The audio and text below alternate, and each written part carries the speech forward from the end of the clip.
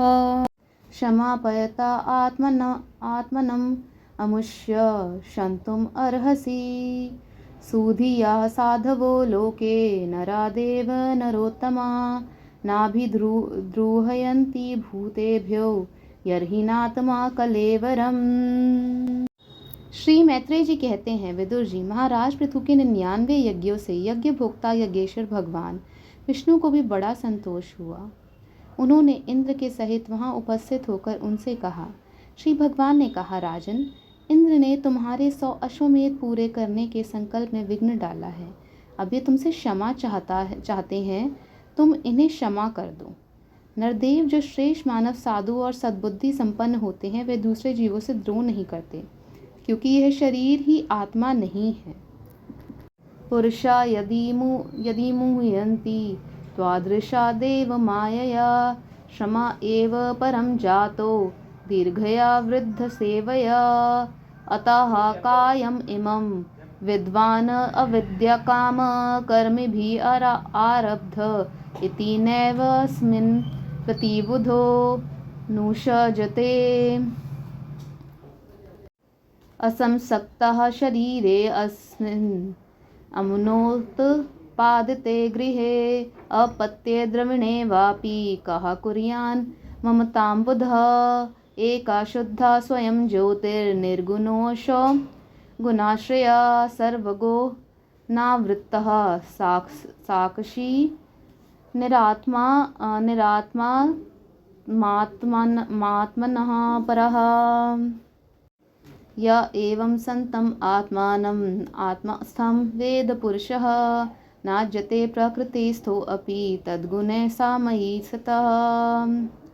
या स्वाधर्मेण मां नित्यं निराशिः श्रद्धयान्विता भजते सनकैः तस्या मनोराजन् प्रसीदति।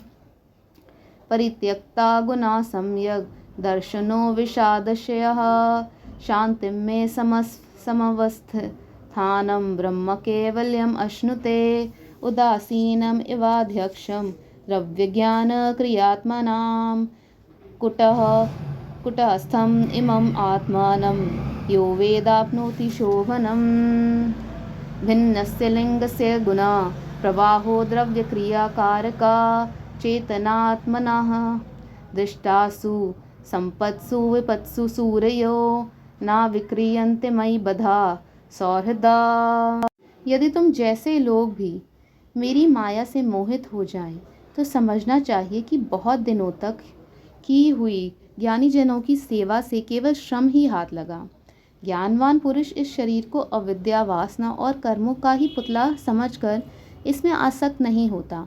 इस प्रकार जो इस शरीर में ही आसक्त नहीं है, वह विवेकी पुरुष इससे उत्पन्न हुए घर, पुत्र और धन आदि में भी किस प्रकार ममता रख सकता है।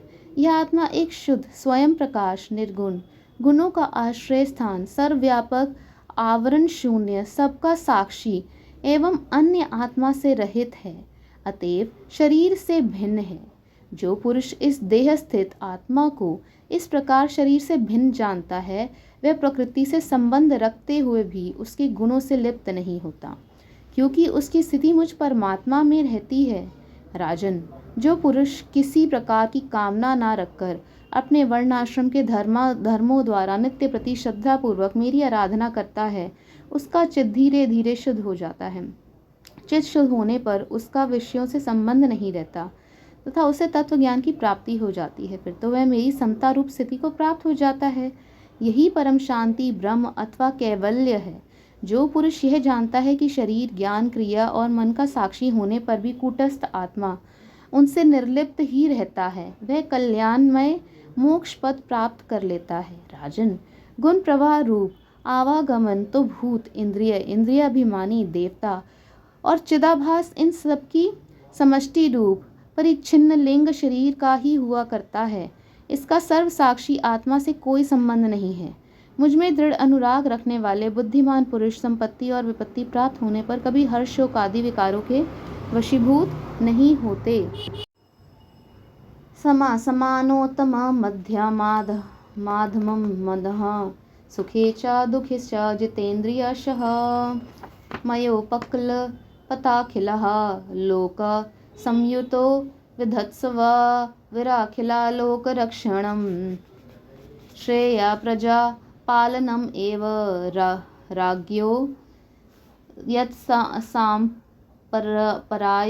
सुकृतात् षष्ठम् अंशां हर्तान्यथा हिता पुण्या प्रजानाम् आरक्षितः कराहारो घम् अति एवं द्विजागर्यानुमतानुवृता धर्मप्राधानो न्यात्मो अवितास्यः हरस्वेन कालेन गृहोपयातान् द्रष्टासि सिद्धान् अनुरक्तः लोकः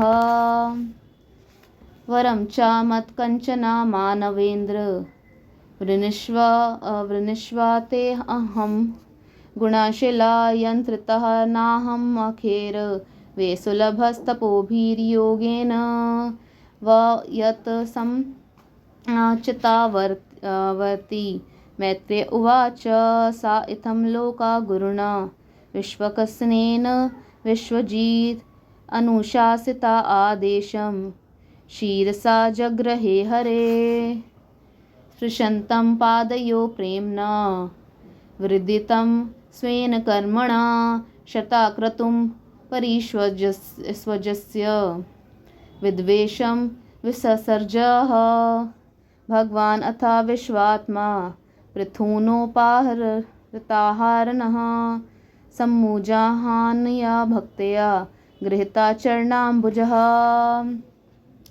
प्रस्थानाभिमुखोऽपि एनम् अनुग्रह विलम्बिता पश्यन् पद्मापलाशाक्षो नाप्रथस्ते सुहृत्सताम्। इसलिए वीरवर, तुम उत्तम, मध्यम और अधम पुरुषों में समान भाव रखकर सुख दुख को भी एक सा समझो तथा मन और इंद्रियों को जीत कर मेरे ही द्वारा जुटाए हुए मंत्री आदि समस्त राजकीय पुरुषों की सहायता से संपूर्ण लोकों की रक्षा करो। राजा का कल्याण प्रजा पालन में ही है। इससे उसे परलोक में प्रजा के पुण्य का छठा भाग मिलता है। इसके विपरीत जो राजा प्रजा की रक्षा तो नहीं करता किंतु उससे कर वसूल करता जाता है, उसका सारा पुण्य तो प्रजा छीन लेती है और बदले में उससे प्रजा को पाप का भागी होना पड़ता है।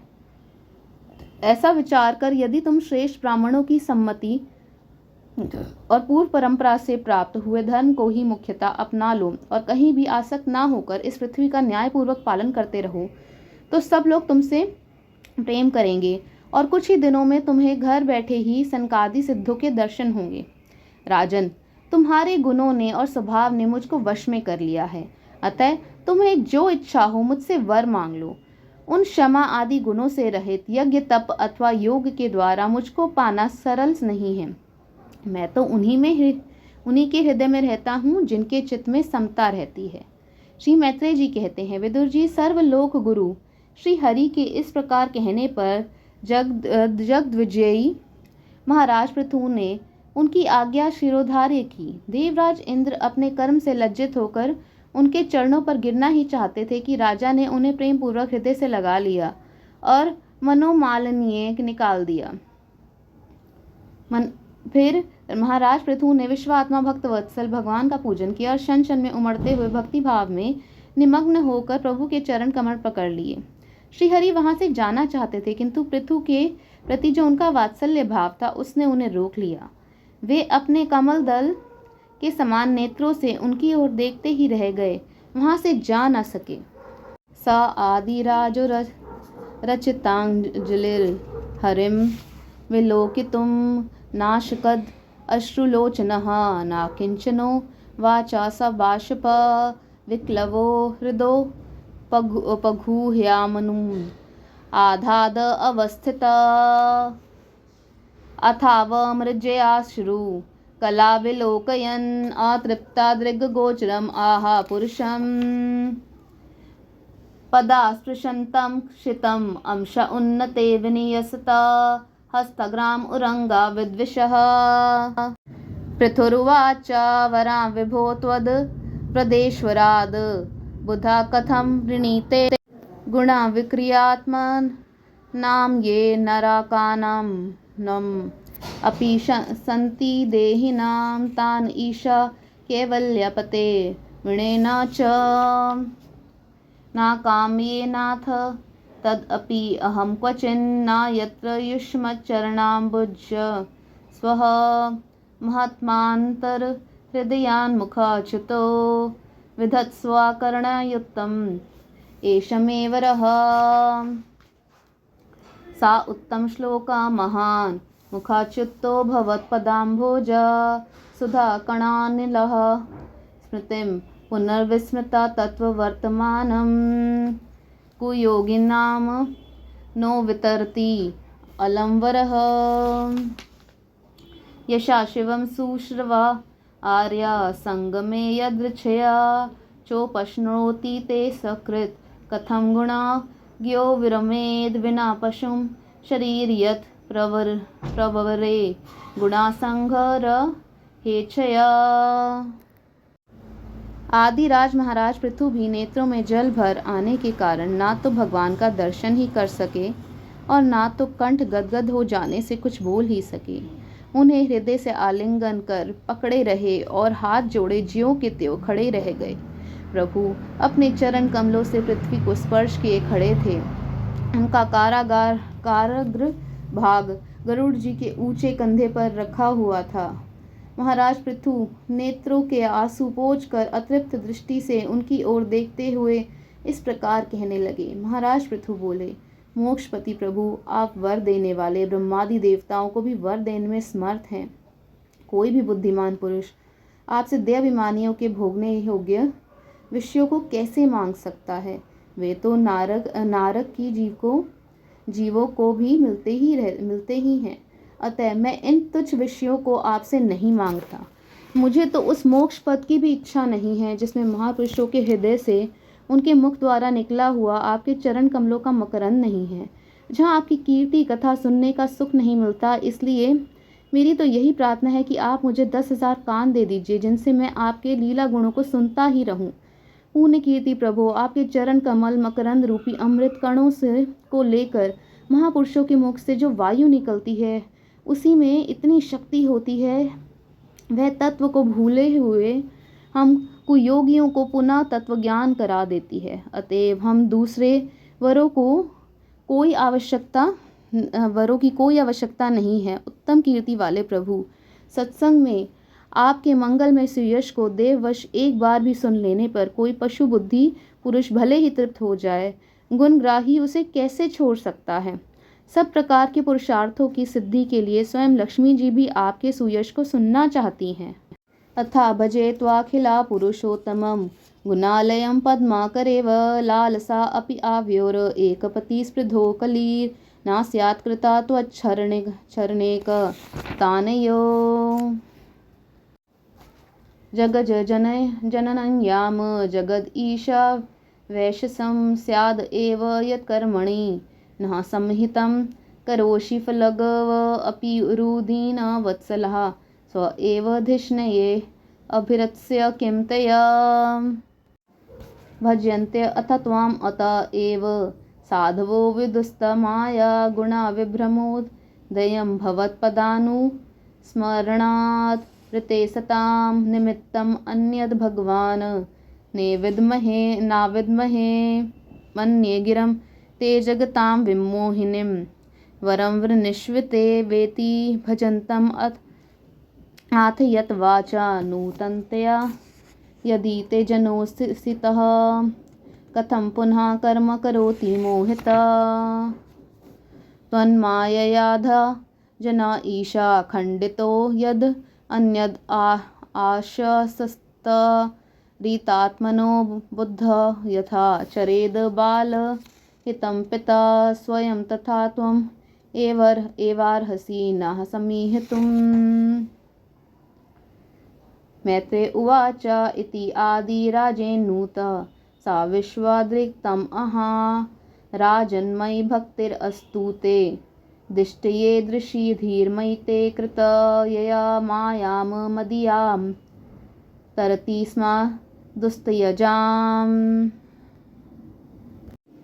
अब लक्ष्मी जी के समान मैं भी अत्यंत उत्सुकता से आप सर्वगुण धाम पुरुषोत्तम की सेवा ही करना चाहता हूँ, किंतु ऐसा ना हो कि एक ही पति की सेवा प्राप्त करने की होड़ होने के कारण आपके चरणों में ही मन को एकाग्र करने वाले हम दोनों में कलह छिड़ जाए।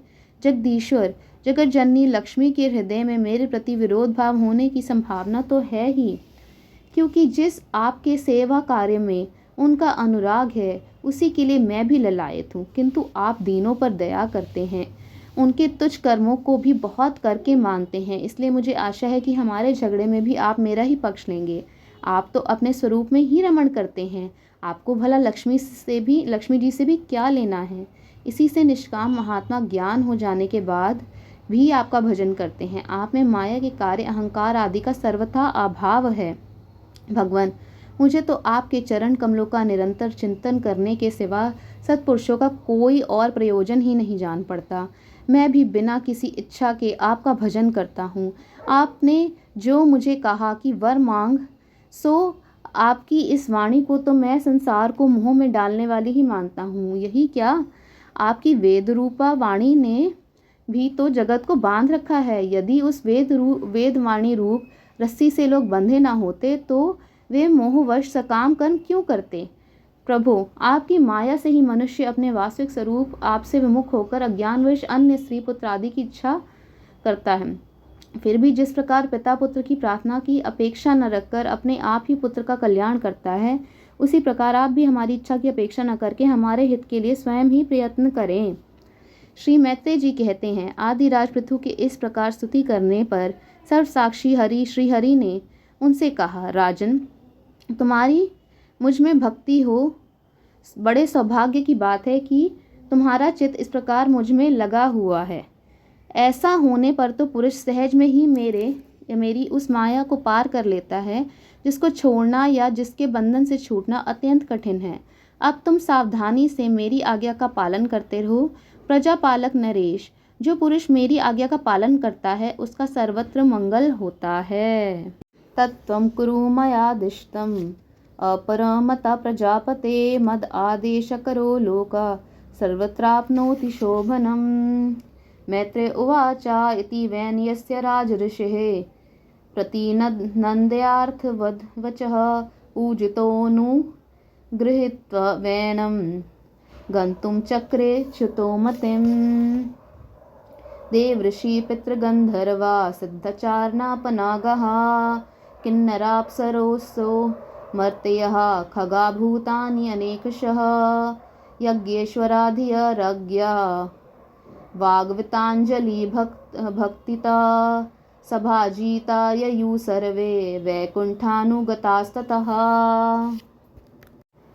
भगवान् अपि राजऋषे सोपाध्यायस्य चाच्युतः हरन् इव मनोमुष्य स्वधामा प्रत्यापद्यता। अदृष्टाया नमस्कृत्य नृपा सन्दर्शितात्मने अव्यक्ताया च देवाया स्वपुरं ययो।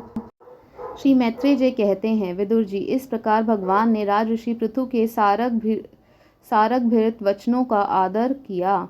फिर पृथु ने उनकी पूजा की और प्रभु उन पर सब प्रकार कृपा कर वहाँ से चलने को तैयार हुए। महाराज पृथु ने वहाँ जो देवता ऋषि पितर गंधर्व सिद्ध चारण नाग किन्नर अप्सरा मनुष्य और पक्षी आदि अनेक प्रकार के प्राणी एवं भगवान के पार्षद आए थे, उन सभी का भगवत बुद्धि से भगवती पूर्वक वाणी और धन के द्वारा हाथ जोड़कर पूजन किया। इसके बाद वे सब अपने अपने स्थानों को चले गए।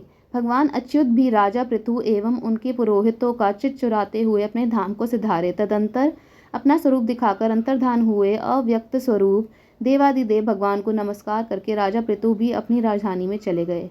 इति श्रीमद्भागवते महापुराणे पारमहंस्यां साहित्यां चतुर्स्कन्धे विंशो अध्याय। ओम हरि ओम तत्सत्।